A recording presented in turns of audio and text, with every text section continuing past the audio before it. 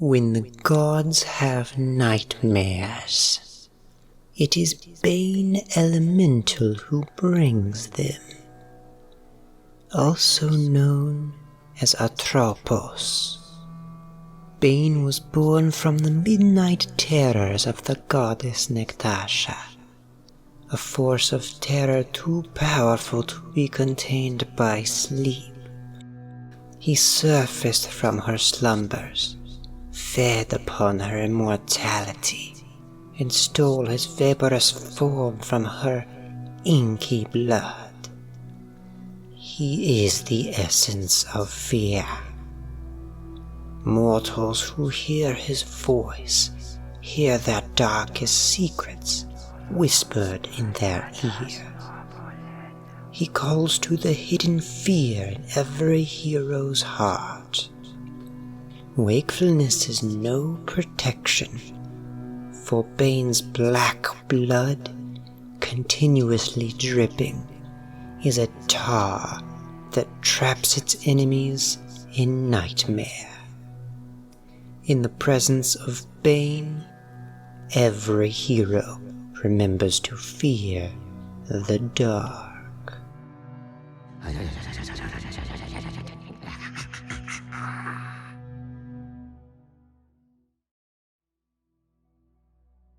In this video, we're going to be examining Bane, one of my favorite hard support heroes from my favorite video game, Dota 2. Looking at Bane's model, I'm always reminded of the creepy demons and demonic lords from Mordenkainen's Tome of Foes. Because of this, I want to bring Bane to life for my party as a strong legendary creature that will stay in the hero's memories for sessions to come. I want to stay as faithful to the game as I can, so I will be describing and analyzing his abilities in-game and translating them to Dungeons & Dragons 5th edition. Now, before I lose some of you who don't play Dota, I plan to focus most of the video on the Dungeons & Dragons mechanics, so by the end we should have a new monster that you can use in your games that your players may not be expecting. All that said, let's get into building Atropos, Bane Elemental. In Bane's backstory, it states that he was born from the nightmares of a goddess. He quickly became too powerful to be contained in her sleep, so he broke free from her and siphoned off of her immortality. After breaking free, he became an entity that could call from the fear of every hero's heart. So, taking his story into consideration, he has three main aspects: sleep, fear, and godliness. Because of this, we can start to think about some D&D mechanics. Being a creature of nightmare, it makes sense that he's immune to sleep, charm, and fear. I think it's also fair to add an immunity to poison and the poison condition, since he's not a real living thing per se. We should also add a resistance to non-magical attacks, that way we can stay on par with the other godly entities. With that, we have his resistances and his immunities just from his backstory alone. This stuff may not mean much to a lot of you, but he has a low armor and a low HP value compared to all the other heroes in the game. His base stats are fairly average, and he has an equal stat gain in his agility, strength, and his intelligence. For those of you that don't speak Dota, that just means that as he gets stronger, each aspect of his stats grows at the same rate. Let's jump over to the D&D stat block. Now, here's a good time to pause and say that I'm going to try and build Bane to be a legendary creature who has a challenge rating around 11 to 13. I think it's worth building some boss monsters in this range, so we can throw fights at our party before the big finale of our campaign. With a CR of 13, that means a fight with the Bane should be hard for a party around level 8 to 10, depending on the size of the party. My party has 3 characters. I threw Bane at them when they were a level 9, and it was a challenging battle, but they were able to make it through without any casualties. So let's get started from the top down of the stats. Now if we look at his model in-game, it's very clear to see that he's around the same size as all the other heroes, which would translate to a medium size. However, I want him to be more monstrous, so I'm going to bump his size up to a large. An armor class of 14 translates the low armor from the game, but it's not so low that every attack will hit.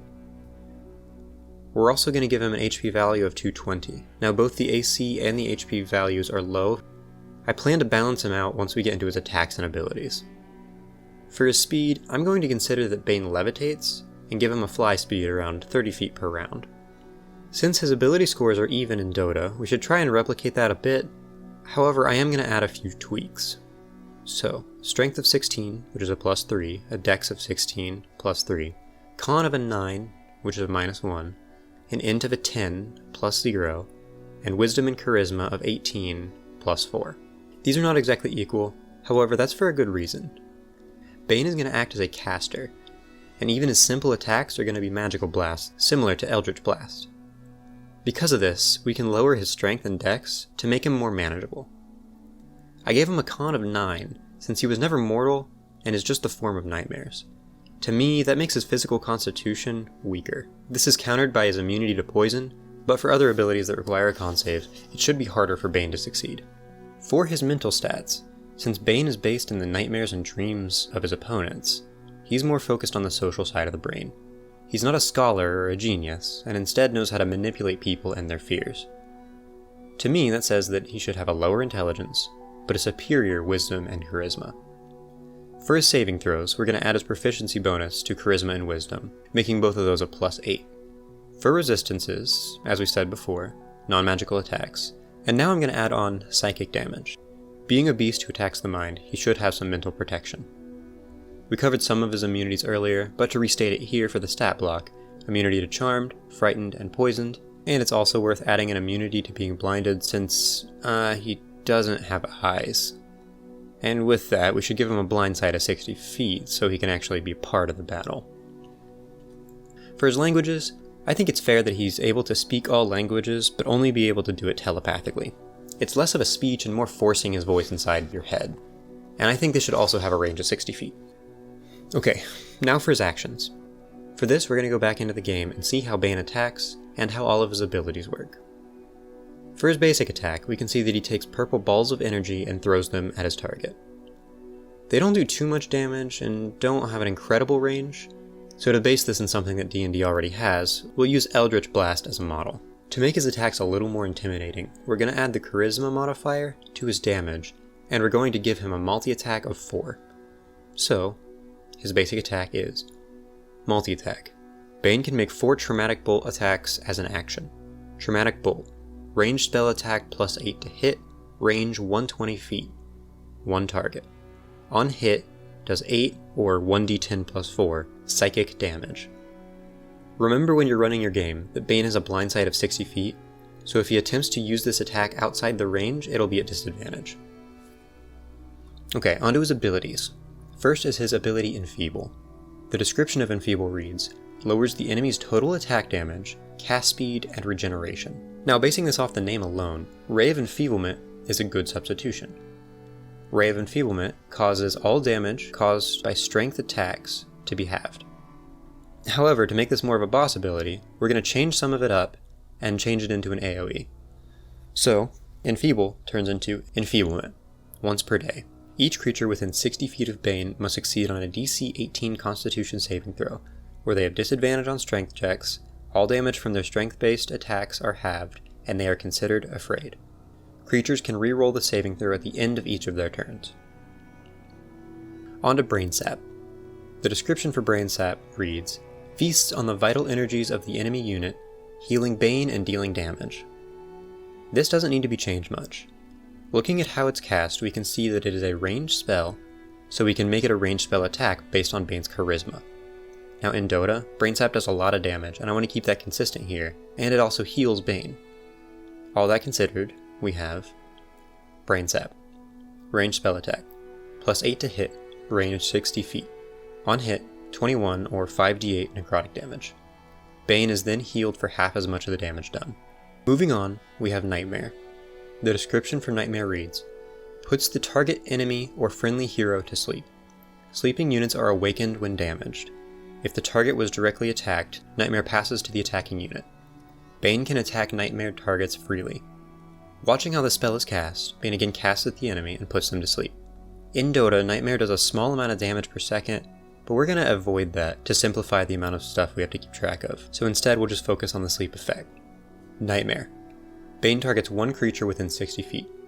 The creature has to succeed on a DC 16 Charisma saving throw, or the creature is paralyzed. If the creature takes damage from anyone other than Bane, they are awoken. They can reroll the save at the end of each of their turns to break free. Finally, we have Fiend's Grip. The description for Fiend's Grip reads, grip an enemy unit, disabling it and causing heavy damage over time, while stealing mana every 0.5 seconds based on the unit's maximum mana. Starting with the damage, we can definitely add heavy damage over time. That just means a big roll every turn someone is caught. The mana thing can cause issues since we don't have a mana system in 5e, but we can work around that using spell slots. Looking at the casting of Fiend's Grip, it's very clear that this is a concentration spell, and based purely on the visuals of the hands coming from the ground, we should make this a dex save. Now we are going to make this a strong ability, and to help balance that, I'm going to make it a recharge ability. I'm also going to add an optional rule here to add a bit more danger to the encounter, but you don't have to use it if it feels like too much. With all of that, we have Fiend's Grip. Concentration recharges on a 5 or 6. Bane chooses one creature within 60 feet. The creature must succeed on a DC 16 dexterity saving throw, or necrotic hands are raised from the ground, restraining the target and grounding any flying unit. The target can only use its action to attempt to break free, which is a DC 16 strength check. At the start of the target's turn, they take 5d6 necrotic damage. If the target is a caster, they lose one of their lowest remaining spell slots. Optional rule, if a creature under the effects of Fiend's Grip drops to 0 hit points, they are pulled into the underworld and automatically fail all of their death saving throws. Next, we're going to give Bane one legendary action per turn, where he can either take the attack action, or he can cast Nightmare. We're also going to give Bane 3 legendary resistances per day. With all of his abilities and spells done, now we need to look at how Bane is going to be played in the game. Bane is a wild beast who focuses on the fears of his targets. We should play him in a way that really emphasizes the fear of the fight. For my encounter, I had our entire session dedicated to a single town that was being haunted by Bane. Anyone who saw him he would put to sleep, and after some time he would pick a victim from the village and bring them back to his lair, which was a long-abandoned tavern off of the trail. In combat, you want to make sure that Bane does whatever he can to instill fear in your party. This could mean focusing on the bard who is constantly passing out inspiration, or the barbarian who doesn't seem afraid of him. It could also mean attacking who he sees as the weakest, in an attempt to kill them and break your party's morale. If your party decides to run, Bane will usually not chase. He wants the legend of his terror to be spread around. Our playstyle's done, and our stat block's done, so, with all that, we have Atropos, Bane Elemental.